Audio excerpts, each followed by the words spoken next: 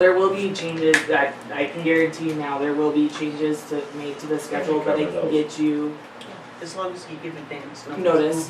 Okay, so I can get you guys a copy of the schedule. Right, and we can just fax that right over to the Okay. sheriff's office and let them know right away.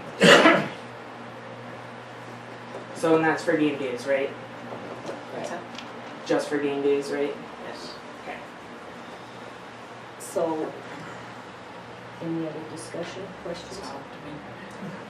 Yeah, as long as once we get scheduled and see that, it should be easy recording. And it's not like it's an all day event. I mean, Yeah, I no, don't- usually games are at 6 o'clock at night and they double headers, so we're done by 9. It's Yeah. 6 to 9, most likely gonna be Monday and Wednesdays. Okay. What about the people that are out watching? Can they drink out in the parking lot then, or what? How are you gonna, how you in gonna the control field? that? Not in the parking lot. Right, You how have you in gonna the control baseball. that? Teachers or what, you know. So, They're in violation. They're on their own out there. yeah, If the cop comes by and you're in the parking lot, Jerry, you're gonna get a fine. Yeah, but if you see a bunch of guys playing ball, drinking, You think it's open. Oh, true. you know, Yeah. you better have a sign up or I something. can just put a sign up, no Yeah, put a alcohol sign past up. this point Right. from the inside going Right. out. Cause that is Right. true, somebody would sit down. So- and And I will take responsibility and I will post that for the team Right. on the And, team. So I yeah, think and if that, you that have will one work practice because as long a as it's week, posted, I yeah. wouldn't mind having Okay. that open as well. If you Okay. Put that on. Usually we only do practice one day a week and usually it ends up being Sundays. I don't have a problem with that. These guys might, but you can put that on. Would that be okay if we did one practice, that it was open? I'd say, yeah, as long as it's Okay. documented on what day, so I know Well, when to give a heads up. You get a practice schedule this year, Nate. So, okay. So at some point, we'll vote on this, right? Yes, So table this till we get the schedule. Are we? Or do we vote on this now? You vote on it now. Okay. I'll make a motion to approve the request. I'll second it. I have a motion to approve and second, all in favor? Aye. All opposed? Okay, Thank you guys, I appreciate your time. thank you. Like this. Sorry guys. Stephen Cornfield, That's me. that's you? That's Okay. me. Where'd you like me? Just right where you're Right at. over it's here? fine. Yeah, that's I great. believe you guys got some handouts earlier on, but I brought some new ones just in case you don't have them. My name is Stephen Kalb-Konisel. I am the Thriving Nonprofit Program Coordinator over at the Red Lodge Area Community Foundation. So for most of the year, I'm working on the fun run and making sure that goes off without a hitch. Making sure that kind of gets rolling, and I also work with our grant making programs and different things like that with the nonprofits in our county. But as of August of 2018, I was hired and brought on as the transportation coordinator for the transportation project. So the reason I'm here today is for a few things. One, to kind of give you an update on where we're at, what we've been doing, and the idea of this transportation project that's going to be coming to the county. To answer any questions you guys might have. I don't know how informed you guys have been about it. You know, we've been in and out of a lot of the senior centers, but we haven't done a lot of these kind of meetings, so that's why we're here. And the third reason is to ask for some support, and what that looks like, I can get to that. But you know, in February of 2017, the Community Foundation, with the help of an AmeriCorps Vista, went around to all the senior centers and asked them, you know, what are your 5 biggest needs in the county? And they went to Red Lodge, Joliet, Boyd, Fromberg, Bridger, Belfry. I mean, they went everywhere. And the number one need, express need, was transportation. They wanted a way to get around the county, to get to the grocery shopping, and do some of those things that just isn't available for them right now. And so with that, they started this advisory committee to implement a transportation system in the county. And so they started working with the Department of Transportation on, you know, what kind of grants can we apply for, you know, what is this going to look like, who do we have to work with. And so I came on the scene about, you know, 6 months after that, after the AmeriCorps Vista left. And since then, we have submitted 2 grants. One for an operating budget, which would cover drivers' wages, coordinator wages, all those kind of things that, you know, it's a long list of what it takes to operate something. And that grant was for about $55,000. And then we applied for a capital budget, which was $100,000. And that was applied for two buses, a 9-passenger minivan kind of thing with all-wheel drive that would be able to get all over the county. And then also a 13-passenger bus, one that you can, you know, a stereotypical transportation bus that would have 2 wheelchair stations on it. That one is required to be in our fleet, so we're for sure going to get that one, and then we might also get the passenger, the smaller van. Yep. So the service is going to look like this. It's going to be twofold. It'll be a 3-day-a-week demand response, and so what that is say you need a ride to Red Lodge to go to the clinic down there for just a checkup. So you call on Tuesday and say, I've got an appointment Thursday at 10:45, can you pick me up? And so we would schedule that out, and we come pick you up at your doorstep, take you down to Red Lodge to your appointment. If you want to go grocery shopping, if you want to go get your hair cut, that's what this service is for. So that would run 8 to 4:30, Tuesday, Wednesday, Thursday. And then there would also be a once a month trip up to Billings, and that would be a fixed route. So there would be stops all along the highway. We'll do once a month over on 212, and then once a month over here on the Clarksburg Valley side. So that would stop, you know, stop in Belfry, Bridger, Fromberg, Rockvale, and if you have a specialist appointment up at the Billings medical campuses up there, take you up there, wait for you to get done, and then bring everybody back at the end of the day. So that's kind of what that's going to look like. So I guess, you know, what are the questions you guys have now that just, you know, came off the top of your head? I've been involved in this sort of thing before, Great. so I'm pretty familiar with the process. Okay, so like with the grant, you get that 55 grand, that's gonna be basically enough to keep going. So say the following year, is that like you're gonna keep revolving granting, or is that where the funding comes in? Yeah, so the grant is a reimbursement grant. So we have to have, we're responsible for about $50,000 in local match. That will help get us out the door in that first quarter. So they reimburse us every quarter, and then the grant is resubmitted every year. The funding structure is it's a little weird because it's, you know, federal money, but we are locked in. We have to submit the grant every year, but we're locked in for how much money we're going to get for 2 years. So, you know, you submit and say, you know, we need the $55,000 for operating this year, and we spend $55,000, so we come back and ask for that again, and they say, yep, that looks good. We say, you know, we need $55,000, and we spend $50,000. They'll still give us $55,000 the second year, but that third year, our max is $50,000. So we have to spend, you know, exactly what we said we're going to spend, so we can continue, you know, building that So progress. when you do your pickups and your scheduling for, to take people to the doctor, to the grocery store, to the clinic, to wherever, do you have a charge for that now? The No, so programs that I worked with before, they always have a round trip charge, Right. say $1 or $1.50. No, so that 3-day-a-week demand response service, that is countywide, and it only goes within the county, and that's completely free of charge for everybody. The once a month trip to Billings will be a very nominal $2 thing, and we are working with the Community Foundation to, we have a senior art program for senior citizens and low income families to get, you know, a voucher or a bus pass that says, you know, can't afford $2 a month, you know, whatever it ends up being, and that can be taken care of through our grant making at the foundation as well. So. And so as far as donations, you take private donations, but Yep. you all will also would accept a donation from any municipality or.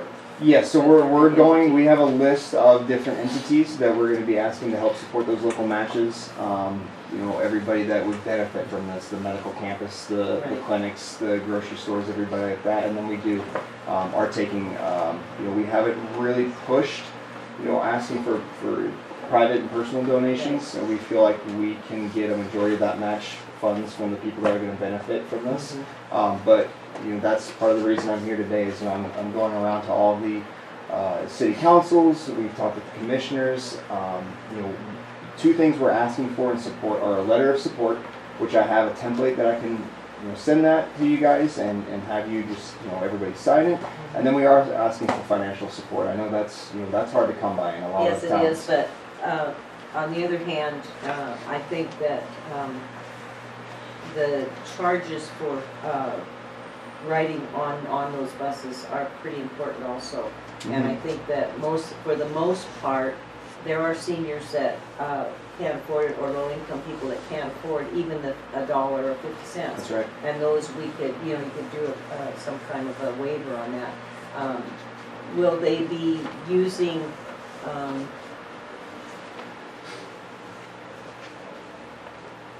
as far as, funding, is it open to everyone, or just seniors and low-income or handicapped individuals? That's a really great question. So when we started with this idea of a transportation system, the main scope and focus was, how do we help those three main areas: the low-income families, the seniors, and children and things like that.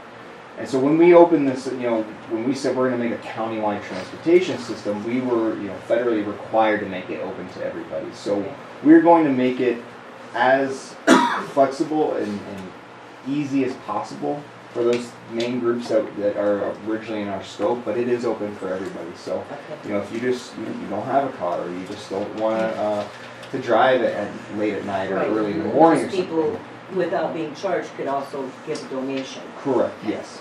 Because you have to pay for gas and maintenance. Yep, and that's all in the operating budget that we. Has this type of program been offered before in Carbon County? It has not, and that was the reason when we started down this path is, in the county's growth assessment and some of the hospital's growth assessments, even the Red Lodge Mountain did some community assessments. Everybody said, transportation, that would be a great thing for us, we really need that. And it never gained any traction. It's a big project. I mean, I've started working on this. There's things that I didn't know, that you have to do. I mean, the rigorous drug and alcohol testing that we'll go through. I just did a 2-day training that the Department of Transportation put on specifically for us. They invited some other people from Jordan and Lewistown and things like that, but the Department of Transportation really wants us to succeed at this. They really want to see more and more hubs, popping up throughout the state, because that's just more and more, accessibility that the county's getting, not just that small area where it's kind of centralized. But no, it has not been offered in Carbon County, but it's going to be. Is it being used successfully in other counties in Montana? Yeah, absolutely. So the closest one to us, I'm trying to think of, Broadus has a transportation service, and they run theirs out of the county. A lot of other, there's a group, a church group that runs their transportation over in Western. I think it's Dillon runs theirs out of the church group. So Livingston runs theirs out of partially the hospital and partially the county, and they work together. So yeah, these transportation systems, once it's going to take a little bit of flexibility. It's going to take 6 or 8 months to really. It's in kind of its infancy. In some ways it is. In some ways, we've been planning on this since we did a survey assessment in September of last year, and kind of really got the ball rolling with are we going to take this next step forward and really go after this thing? So we are 100% committed to it, and it's going to come along here hopefully within a year is the goal. It's an ambitious goal, but it's one we think that we can deliver on. But in some ways it is still, we're still learning a lot about, how is this going to work exactly, where are a lot of our calls for service coming from. Yeah. We've talked with Josh, the sheriff, and he says, you're going to have a lot of calls for service out of Bridger and this Clarks Fork Valley side. So that changes, who we're asking to, where can we store these buses? Do we want to store both of them or one of them down in Red Lodge, or should we be storing it up in Joliet or something where it can easily zip along those two highways at any given moment? So there's a lot to be learned in the first couple months, and it's going to take some flexibility on both parts, the county and the transportation system.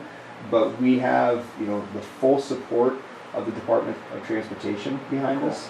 And we are starting to get a lot of support from seniors at senior centers. We just finished a tour, a 2-week tour of all the senior centers asking for letters of support, and they are getting behind us as well. And we feel really confident about moving forward on this. So both of the vehicles that you're planning on getting, are they both handicap accessible and all that thing? So one be, or? Only one will be wheelchair accessible. Okay. the modifications are kind of up in the air for, you know, that it's a Toyota Sienna minivan. That one is kind of, we may or may not get it, just kind of depending on how much their money there is to give out in the state. But we are required to have an ADA accessible vehicle in our fleet. So if we only get one bus, it's going to be that ADA accessible one. It'll have 2 wheelchair stations in the back. It's a Ford Transit. So if you know what those kind of buses, you know, it's your stereotypical transportation bus. And so you know, we'll have that, and that'll be accessible. And then, you know, there can be some modifications with floor height and all those kind of things. We do want to keep it all-wheel drive, so you know how it gets out here in the winter, or even in, you know, in March, it can be kind of treacherous. And I should say that demand response service goes 3 miles off the highway. So if you live within a 3-mile radius either way, that's where we'll come to pick you up. So if there is, and that can be, that's the plan for now, but that can be readjusted. That was just, that 3-mile radius was set by a consulting company that came in and helped us do kind of a survey of the area and see, you know, you're going to be able to serve 95% of the county in this area if you go 3 to 4 miles off the highway. So. I would be very interested in getting the information so we can give you a letter of support. Yeah, I can absolutely do that. And I didn't know, you know, if you needed to vote on that or what the protocol was, but I thought, you know, at the very least, you know, I wanted to come I update did you. meet with, I think there were 2 people in the last couple of years, and I met with those senior centers. Therese and George Yeah, would have been. mhm. Yep. And they were very informational, and Good. so, That's yeah, good to hear. I've talked to them, so. Awesome. That's great to hear. When we get that letter, make sure that everybody gets a chance to sign. Okay. Great. Any other questions before I don't. I let you get to your business? Hi. Hi, how are you? I'm good, thank you. Yeah. I think that's a wonderful plan. I've had seizures since the 2nd grade, so I don't drive, and I really, really hate asking other people Yeah. to drive Yeah. me places. yeah. It's very embarrassing, but I also do want to be responsible and not take someone else or their loved Sure. one because of my seizures. So my question is, that would be available to people who have disabilities and children, not just the senior community. That was the original scope and focus. That's why this started. You know, it started with conversations across the street at the senior center. It started up in Joliet at the community center. And as we moved forward with this, you know, we did a huge survey. I think we had 500 people fill out the survey online and in paper. You say, what's the number one reason you're going to use this service for? And the number one reason came back as recreation. And so we didn't know if that meant, you know, they'd want a service that runs up to the mountain to go skiing, if that meant, you know, take us to the trailheads and stuff. And so that tested me personally because, you know, I wanted this to be for the original scope and for, you know, seniors and disabled and low just incomes. to kind of get out and Yeah, not but having it very is much for money, everybody. and you got to rely on impositioning someone else or having to make their plans around your doctor's appointments or whatever, and so that would be very beneficial to me if It is, it yes. included Everyone. everyone, not I wish I was in a position where I could help out and do more for other No, people when it comes to that's all right. transportation, because it is very frustrating, but it's also very, very, helpful, and doesn't make you feel so guilty about calling somebody and being like, Yeah, you just schedule a ride and I'll pick you up at your doorstep and take you about to do everything. Well, thank need you to do. for your Yeah, hard work, no, thank because I you believe guys. there's a lot of other people that are in the following communities that kind of feel the same way, that is a need. And yes, we love living rural, but it's kind of one of the downfalls Yeah. about living rural is that you don't like to feel like you're in position, even though everybody's It can be gracious in this isolating, for town sure. about Yeah. saying, oh yeah, we're going to town, we'll get you this. It's still one of those things that you kind of feel like, gosh, I think hate it's asking." really an important step to take Yeah, forward for the absolutely. county in general, because we have so many handicapped people and a lot of elderly people that do Yeah. not drive, Mhm. and there again, probably, your comments saying, they always feel like they're imposing on Yeah. someone to take them here or take them there. And I think that the transportation system in this county is really, really important. And Absolutely. I would really urge everyone in the community and throughout the county actually to support Yeah. this. So thank you for that. Yes, you Appreciate bet, it. absolutely. And my card's attached to the form, so feel free to give that out to anybody that asks, or, there's a plethora of, other information I can give you on this project, and I can talk about it for hours and hours, but I know you got other things to do, so, thank you for your time, I appreciate it, and I know everybody in the county's gonna appreciate it too. Thank you. Thank you. Thank you. Appreciate it. Okay, the next order of business is the tract of land owned by Montana Department of Transportation and has a cabin owned on it by Shirley Smith. It's our little log cabin out here. She would like to donate that cabin to the town of Fromberg.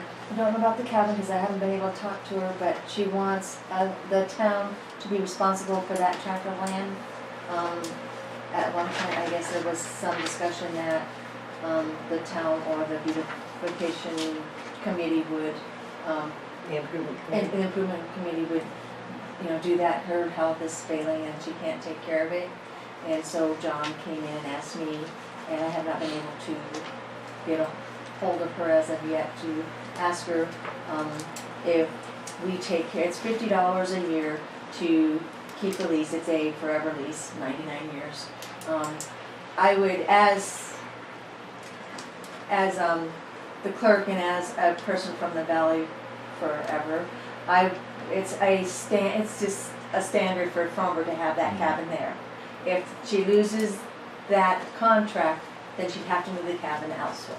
And it's been 45 years since she's put it there, or so. It'll probably crumble.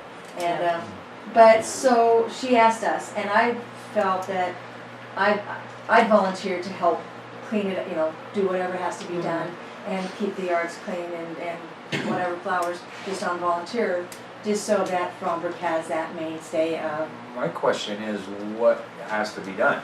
I don't, That's what I'm Well, I don't Is know that thing for melting? sure. It's That- just have you ever been in it? Never. It's just a one-room cabin and it has a bed, an old stove, couple mannequins in it. They should put a semi-sod It's- roof on it. Yeah. If Fromberg had paid the lease, maybe the Hysterical Society down there would, like Oprah was doing. Well, see, and I had talked to Shirley Historical about that. Oh, okay. I talked to Shirley about that last year, or year before last, about that, and when John was talking about us taking the lease and, things like that, we have had people that were interested in fixing that cabin up, because it has been neglected for like 30 years, I mean, it's become, They You know. put stuff in, but she did not right, do right. anything with it. And the What cabin is, constitutes fixing it up, though, Yeah. Shirley? That's what I'm wondering. well, go I look at think the the- chinking, you have to put in some new plexiglass in the windows, you have to resod the roof, we have to fix some of the fascia around the cabin. I think with some volunteers, we could probably do it, but my thought was, if she wants us to pay the lease, then she needs to give the cabin to the town, to deed that cabin over to Do the you think town. they're willing to do that? I believe I will think- talk to I them think she as soon, would. but Yeah. I think she would. Her health is declining and they, Yeah. they wanna be tied down. I just think that it's, we have, from my understanding, we have a sign that, can be made for us that somebody's donated the time to put a sign up. And so we can get that done and put it there, like welcome to Fromberg, that it does not interfere with the vision of the highway and people and all that stuff. Tim Fenner down Yeah. here does all this fancy metal work and stuff. So- Said that if we paid for the material, he would do all of the work free. And all we need to do is design the sign. And it would not impede vision out on the highway as far as traffic and things like And I that. just thought it'd be nice that Any it's, issues with this? You'd have to get permission from him to. I did talk to them and it can be, transferred to us, not a problem, so I've already talked to them, just asking I them. mean, the lease. The lease. Mhm. It can be transferred to, the lease can be to As us. far as putting the Robert. sign up, Yes, that's big right away Yeah. Yeah. issue. yeah. Well, they have a setback where you can put signs up and where you can't. So, but if we do that, I'm just saying that I think it would be a nice addition to the town of Concord. As far as you're going through, instead of just traveling through, it'd be something that, hey, it's a small town and maybe the antique stores and the restaurants and the, you know, the food places and the unlock and the two Worth giving it a look. would Yeah. get some Yeah. some revenue, you know, more revenue and stuff like that, just so that it catches somebody's eye. It caused us to turn in here. I'll be honest. When So- we were looking for houses, that little Contact cabin John caught our Shirley. curiosity. See if they're To, willing to deed the cabin to the town, Yeah. Yeah, then we and- can yeah. go from there. I just Yeah. been, It's a matter of deed. It's, Donation. because if it doesn't go with the property, it would be Well, personal Shirley property. owns the property, Okay. so She leases. she She leases leases the the property, property. but she owns the cabin. Right. So that's what I was saying, is that She's if we're gonna pay transferring the the- lease, then maybe she should deed the cabin to the town if she wants us to maintain it. And believe me, there are a lot of maintenance on that cabin to do, but we do have a lot of volunteers that are willing to put in a couple hours here and there and get that done. And, so, Yeah, let's pursue that. yeah, that, absolutely. yeah, Good and, idea. you know, we don't have to vote on it tonight, let's look at the variables and see where I'll see if we're I can at, get, and- find a key to, or something so that we can get I into have it. a key. Okay, you have, so that we can take a look and see if it's worthwhile even considering having her deed, or, Can we put this back on next month's agenda? Yes. Yes. Is 30 days enough time? See if you can get a hold of What's that? John. Make a general motion to Well, I can go over and talk to Shirley too. Between that place and the Logan place, I see a lot of people stop at both of them, have pictures taken from it. Right. Yeah. Yeah, well, I think Vargas's own. Yeah, right, that's the And I Logan don't one know, there. they were gonna put a little coffee shop or something in there, but I don't know what they're doing with it at this point. I haven't heard anything since they bought it, so, Yeah. and other than, you know, Yeah. filling dumpsters full of stuff. so how, do we need to, a motion to put it? No, if you're No, we'll just tabling it table it. Okay, for more information. Well, could we get the city to mow that grass one day? Yeah, what they, Yeah, Nate, yeah, That Jeremy's one been isn't mowing, Yeah. Jeremy's been mowing all right in that area. yeah, he's did the whole He highway already front mowed it today or down. something. Yeah, so- they mow it all the time, we've always mowed it, and we've always mowed the lot No, next door to haven't. us. But evidently the improvement committee has convinced Edward to let them take over that, so I don't know where that puts us with Christmas decorations and things like that, but the improvement committee is doing that. Shirley, I'd like to make a motion to table that until the next meeting. I have a motion to table the, old cabin, until next meeting, do I have a second? Second. Have a motion and a second, all in, approved, or all in favor? Aye. Okay. Okay, Tom, you are next on my agenda. Okay. I've learned a lot. That's all. Well, my name is Tom Storts. I'm the land agent from Glendive, Montana. I'm with WBI Energy. We transport, I'll let you take one pass it down. We transport natural gas. Our sister company is MDU, and our Sniper, there's another one.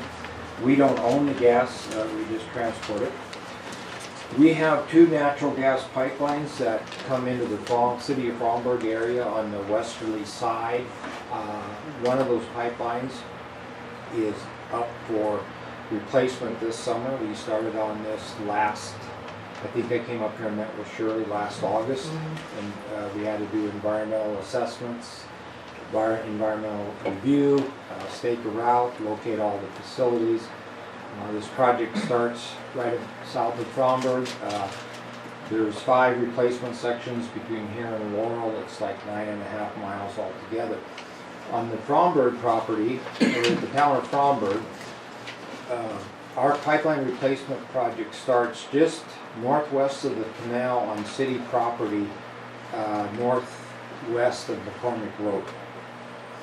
And then we're replacing the red line in this area, and it comes up, it just catches the city's property where the old cement water tank is and the satellite dishes, and crosses West River Road, and then it heads pretty straight northeast until it hits the Fromberg Joliet Road, and then it parallels that going north.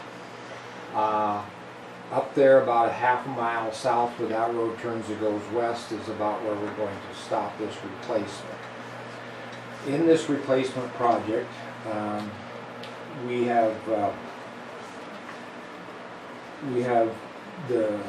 it's a replacement project, so we're replacing one of the existing lines. Now, a little history on this pipelines up here. The original line was put in 1921, and the easement that was written in 1921 was for multiple pipelines. Now, it was the first pipeline put in, and why it was written for multiple natural gas lines. The guy that put it in put in a 12-inch pipeline from Elk Basin to Billings, and then sold it to Billings Gas Company as a turnkey, and this was in 1921 and 22. Wow. So, quite an investment in going out on a limb. So, anyway, in this process, in the Fromberg area, and where you folks come into play, is in doing this project, we're, in a sense, it's the old blanket easement for this pipeline that we're putting in. We're offering landowners along the route the opportunity that we will purchase a new land right, a new easement from you, 50-foot wide for one pipeline. And the rate, we establish rates based on land value, and they're from all over the place, because as you traverse through the county, you hit land that's everywhere. The first piece of city property that we cross is from Charles Rauscher's place south towards the irrigation ditch, and there's about 237 feet of pipe in that piece of the city's property that needs to be replaced. We'll replace it on up through Charles. We've gotten his okay and permission and everything. And matter of fact, on this first 2 miles, the city is the last one we got on the list. And then after we leave Charles's property, we enter into the tract of land the city owns up there where the satellite dishes are at. And if you've driven up West River Road, you've noticed that there are what we call our Fromberg takeoff, that little square pipe sits there. When we had KLJ do surveying this spring, that takeoff is actually sitting in West River Street right away. And so it was a matter of before West River Street ever got developed out to the end, it was going to have to get moved. So there's actually 3 documents that I'll present to you folks for review and signature. The first one I said is the roughly 237 feet across the pasture out there south of Charles. Then we get into the 131 feet that roughly that's across the city's property up there. And then the third item is where we move the Fromberg takeoff back about 70 feet on city's property and get it out of the street. It makes a larger valve setting because there's 2 12-inch gas lines there. And so in meeting with the mayor, we discussed and laid out what a 30 by 40 track would look like for a valve setting. That's 40 feet north and south, 30 feet east and west, and it will sit tightly in the southwest corner of